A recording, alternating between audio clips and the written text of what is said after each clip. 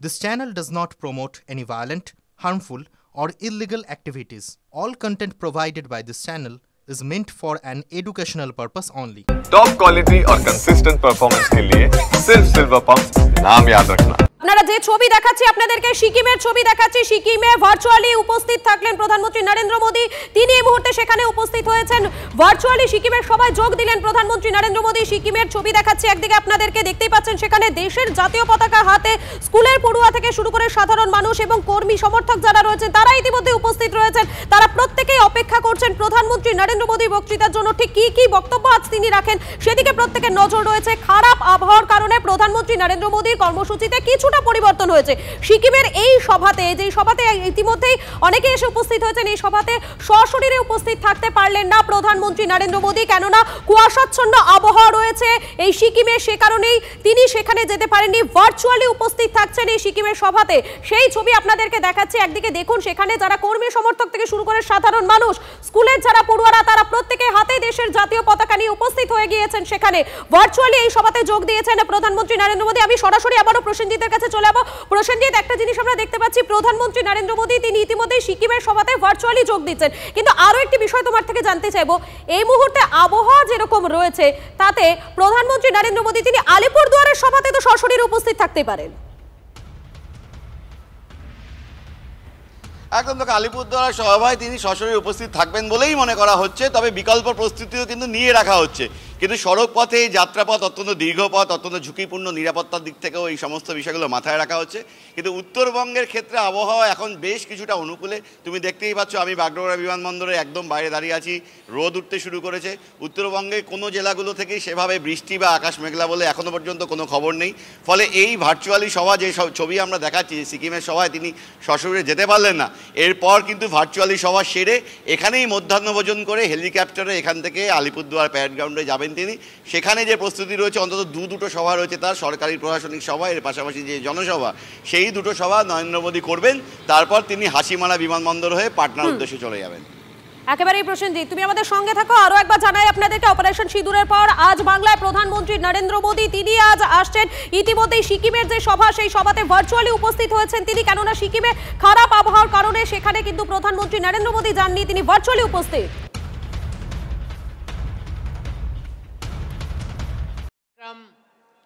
50 वर्ष होने का ऐतिहासिक कार्यक्रम ये 1 साल तक चलेंगे और 1 साल हम लोग इसको पर्व के रूप में मनाएंगे। और इस कार्यक्रम में एक बार अगर अक्टूबर हो या नवंबर हो, जब मौसम ठीक रहेंगे, उसी समय अगर आपका आशीर्वाद हो तो हम बहुत आभार रहेंगे। माननीय प्रधानमंत्री महोदय, आज के इस शुभ अवसर में ऑपरेशन सिंदूर की शानदार सफलता के लिए आपको तथा समस्त सुरक्षा बलों को सिक्किम वासियों के ओर से हार्दिक बधाई देना चाहता हूं। आपके साहसी और दूरदर्शी नेतृत्व में भारत ने पूरी दुनिया को यहां स्पष्ट संदेश दिया है कि हमारा राष्ट्र एक सशक्त राष्ट्र, संप्रभु और नीडर राष्ट्र है। एक ऐसा राष्ट्र जो आतंकवाद को किसी भी रूप में सहन नहीं करेगा। इस ऑपरेशन की सटीक योजना और निष्पादन के ने न केवल संपूर्ण राष्ट्र को गर्व से भर दिया है, बल्कि भारत को वैश्विक मंच पर साहस, अटल संकल्प और सैन्य सामर्थ्य की प्रतिमूर्ति के रूप में प्रतिष्ठित किया है। एक बार पुनः मैं ऑपरेशन सिंदूर की ऐतिहासिक सफलता के लिए आपको कोटि कोटि बधाई एवं धन्यवाद देना चाहता हूं। बीते 1 दशक में आपने यहां साबित कर दिया कि अगर संकल्प अडिग हो, दृष्टि स्पष्ट हो और देश हित सर्वोपरि हो तो कोई भी सपना अधूरा नहीं रह सकता। विगत कुछ दिन पूर्व है इंटरनेशनल मॉनेटरी फंड रिपोर्ट के जरिए यहां सूचना प्राप्त हुए कि भारत ने जापान को पिछड़े छोड़ते हुए विश्व की चौथी बड़ी अर्थव्यवस्था के रूप में अपने आप को प्रतिष्ठित किया है।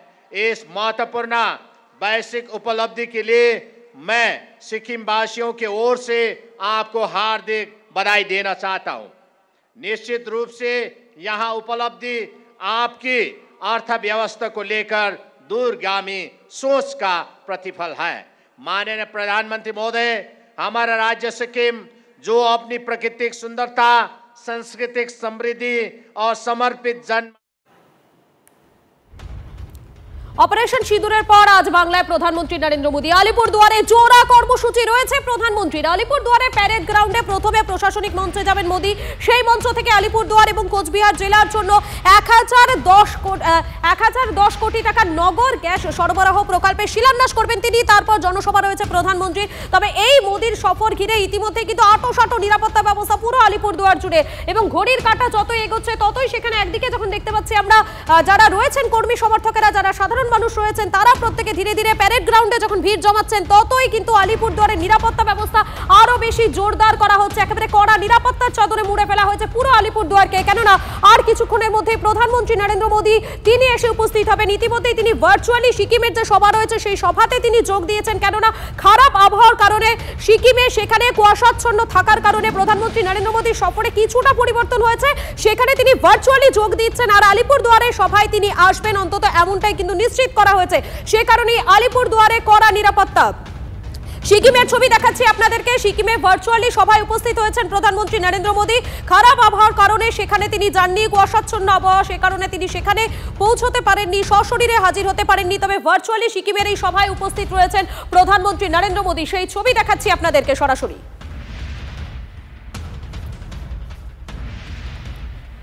আলিপুরদুয়ারে প্রধানমন্ত্রী নরেন্দ্র মোদীর কর্মসূচি। আজ অপারেশন সিঁদুরের পর প্রথমবার রাজ্যে আসছেন তিনি, এবং এই সফরকে কেন্দ্র করে অর্থাৎ প্রধানমন্ত্রী নরেন্দ্র মোদীর এই রাজ্য সফরকে নিয়ে কি বলছেন বিরোধী দলনেতা শুভেন্দু অধিকারী, শোনাই আপনাদের। ভোট তো আর কয়েক মাস পরে, ভোট প্রচারের বিষয় নয়। প্রধানমন্ত্রী ওখানে আজকে সরকারি উন্নয়নমূলক কাজও করতে আসছেন, এবং পশ্চিমবঙ্গকে তিনি প্রচুর ডেভেলপমেন্টের স্কিম কেন্দ্রীয় সরকারের, সেটা তিনি প্রথম ইনগ্রেশন করবেন, ফাউন্ডেশন স্টোন লেইং করবেন, বাংলাকে দিতে আসছেন। ভোট তো ভোটের সময় হবে, এই জোনে উনি আসছেন। এই রিজিয়ন খুব গুরুত্বপূর্ণ ভারতবর্ষের ক্ষেত্রে, এবং এখানে যেভাবে বাংলাদেশে অস্থির অবস্থা তৈরি হচ্ছে বা অন্যান্য বিষয়, তাতে ভারত সরকারের তো নজর আছেই। আমরা আশাবাদী প্রধানমন্ত্রীর মুখ থেকে আমরা খুব বলিষ্ঠ কিছু বার্তা পাব, যা দেশের পক্ষে তো যথেষ্ট এবং পশ্চিমবঙ্গের ক্ষেত্রেও গুরুত্বপূর্ণ।